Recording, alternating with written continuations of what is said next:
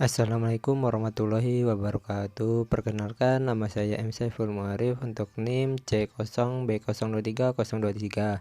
Saya di sini akan mempresentasikan poin-poin yang saya ambil dari cara dan sistem pemungutan pajak, jenis tarif pajak, dan fungsi pajak.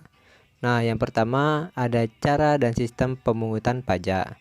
Nah, sistem pemungutan pajak adalah mekanisme yang mengatur hak dan kewajiban perpajakan bagi wajib pajak. Menurut William B. Ilyas dan Richard Burton, dalam bukunya Hukum Pajak menyatakan bahwa pada dasarnya ada 4 macam sistem pemungutan pajak, yaitu yang pertama ada official assessment. Sistem adalah yang suatu sistem pemungutan pajak yang memberi dan menentukan besarnya pajak yang harus dibayar oleh seseorang. Dengan sistem ini, masyarakat bersifat pasif dan menunggu dikeluarkannya suatu ketetapan pajak oleh fiskus.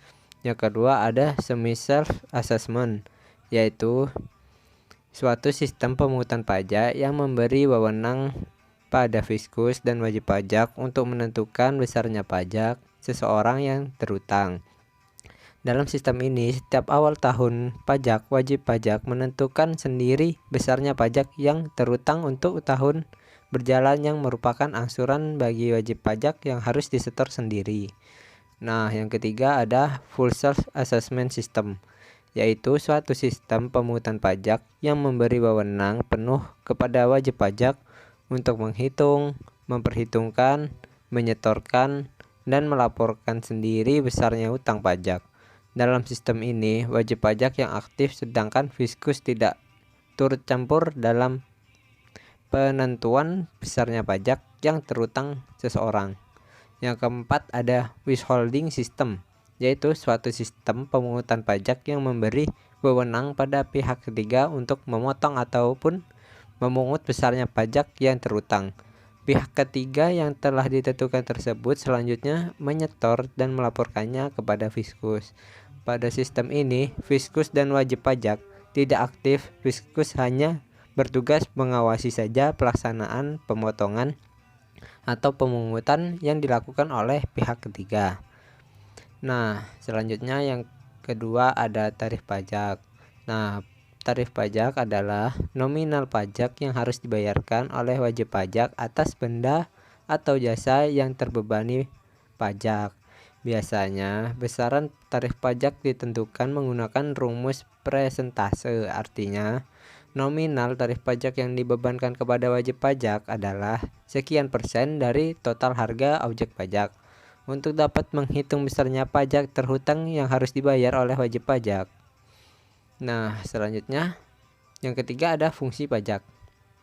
Menurut ahli perpajakan Siti Resmi, pada tahun 2019 terdapat 2 fungsi pajak, yaitu fungsi budgetair atau sumber keuangan negara dan fungsi regulateren atau pengatur. Yang pertama fungsi budgetair atau sumber keuangan negara, yaitu pajak mempunyai fungsi salah satu sumber penerimaan pemerintah untuk membiayai pengeluaran, baik rutin maupun pembangunan.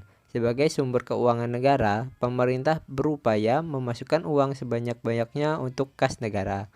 Upaya tersebut ditempuh dengan cara ekstensifikasi dan intensifikasi pemungutan pajak melalui penyempurnaan peraturan berbagai jenis pajak. Yang kedua ada fungsi reguleren atau pengatur. Pajak mempunyai fungsi pajak sebagai alat untuk mengatur atau melaksanakan kebijakan pemerintah dalam bidang sosial dan ekonomi, serta mencapai tujuan-tujuan tertentu di bidang keuangan. Mungkin cukup itu saja yang dapat saya sampaikan. Cukup sekian dan terima kasih.